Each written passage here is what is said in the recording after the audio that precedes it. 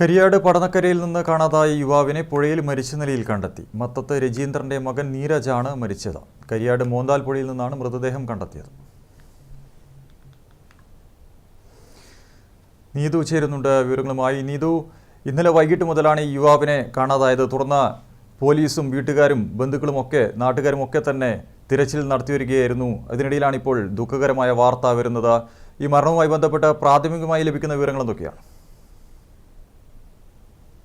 അർജുൻ, കഴിഞ്ഞ ദിവസം ഉച്ച മുതലാണ് യുവാവിനെ കാണാതായിരിക്കുന്നത്. തുടർന്ന് കുടുംബം ചൊക്ലി പോലീസിൽ പരാതി നൽകുകയും പോലീസ് യുവാവിന്റെ മൊബൈൽ ഫോൺ ടവർ ലൊക്കേഷൻ കേന്ദ്രീകരിച്ച് നടത്തിയ അന്വേഷണത്തിൽ മോന്താൽ പുഴയ്ക്ക് സമീപം ഫോണിന്റെ ടവർ ലൊക്കേഷൻ കണ്ടെത്തുകയും തുടർന്ന് നാട്ടുകാരും കുടുംബാംഗങ്ങളും ഒപ്പം തന്നെ ഫയർഫോഴ്സും പോലീസും ഈ ഒരു പ്രദേശത്ത് തിരച്ചിൽ നടത്തുകയും ചെയ്തെങ്കിലും യുവാവിനെ കണ്ടെത്താൻ കഴിഞ്ഞില്ല. ഒടുവിൽ ഇന്ന് രാവിലെ 8 മണിയോടെയാണ് യുവാവിന്റെ മൃതദേഹം മോന്താൽ പുഴയിൽ നിന്ന് കണ്ടെത്തിയത്.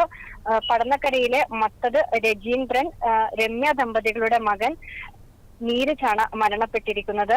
നാട്ടുകാരെല്ലാം തന്നെ കഴിഞ്ഞ യുവാവിനെ കാണാനില്ല എന്ന് അറിഞ്ഞ സമയം മുതൽ തന്നെ ഉചിതമായ തിരച്ചിൽ നടത്തി വരുന്നതിനിടയിലാണ് ഏറെ ദുഃഖകരമായ വാർത്ത കേൾക്കാൻ ഇടയായത്. ഒപ്പം നിലവിൽ ചൊക്ലി പോലീസ് സ്ഥലത്തെത്തി മറ്റ് നടപടിക്രമങ്ങളെല്ലാം തന്നെ പൂർത്തീകരിച്ച് അല്പസമയത്തിനുള്ളിൽ തന്നെ മൃതദേഹം തലശ്ശേരി ജനറൽ ആശുപത്രി മോർച്ചറിയിലേക്ക് മറ്റ് നടപടിക്രമങ്ങൾക്കായി തലശ്ശേരി ജനറൽ ആശുപത്രി മോർച്ചറിയിലേക്ക് മാറ്റും.